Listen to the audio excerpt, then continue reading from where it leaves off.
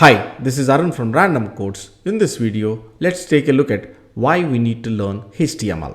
HTML was originally developed to structure the documents with headings, paragraphs, and lists for sharing scientific information between researchers.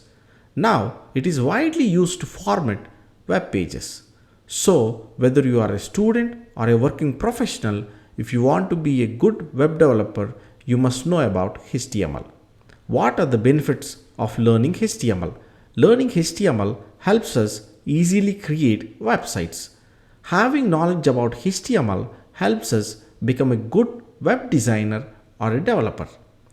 It also helps optimize website to boost its speed and performance with better understanding of web.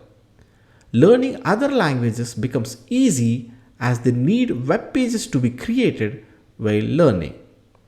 Overall, HTML knowledge is a must for every web developer. That's all for now. I hope this video is useful. Let us know your feedback and suggestions in the comment section. If you like the content, feel free to like, share and subscribe to our channel. I'll see you on another video with a different topic. Thanks for watching. Have a nice day.